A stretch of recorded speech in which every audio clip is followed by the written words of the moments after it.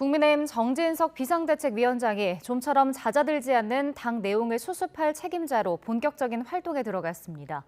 지난 7월 이준석 전 대표가 징계받은 이후 네 번째 수장 자리를 맡은 건데 앞에 놓인 과제가 만만치 않습니다. 보도에 강진원 기자입니다.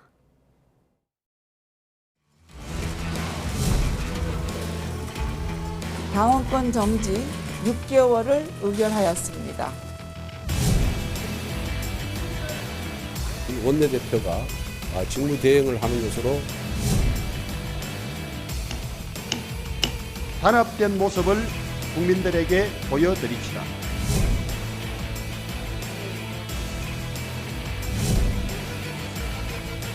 당을 안정화시키는 것이 제 1차적인 임무이기 때문에 집권 여당 대표에 대한 초유의 징계와 이후 벌어진 법적 다툼.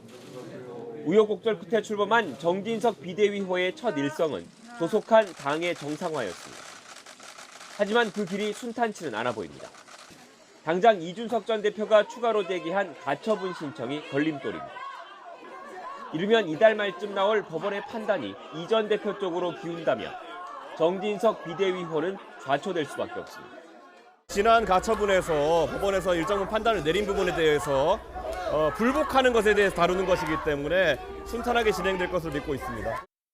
새로 선출될 원내대표가 당대표의 직무를 대행할지 아니면 기존 권성동 원내대표가 또 전면에 나설지 혼선이 불가피합니다. 재판부가 이번엔 국민의힘의 손을 들어주더라도 넘어야 할 산은 많습니다. 우선 친윤계 좌장으로 꼽히는 정진석 위원장이 지휘봉을 잡은 만큼 이른바 친윤 프레임 극복이 당내 갈등 봉합의 변수로 떠올랐습니다.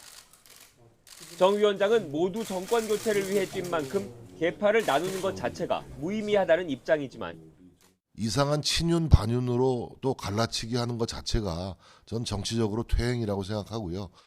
이준석 전 대표, 유승민 전 의원과 가까운 인사들을 중심으로 불만의 목소리가 터져나올 수 있습니다.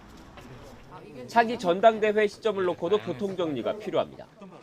오는 12월 정기국회가 끝난 뒤 새 대표를 뽑을지, 이보다 이른 시기에 전당대회를 열지 당권 주자 간 셈법이 복잡하기 때문입니다.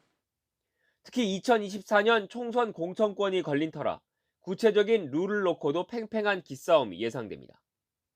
이 과정에서 중심을 잡아야 할 정진석 위원장으로선 부담이 클 수밖에 없습니다. 여기에다 민주당 이재명 대표에 대한 전방위 수사를 놓고 야당의 반발은 갈수록 거세지고 있습니다.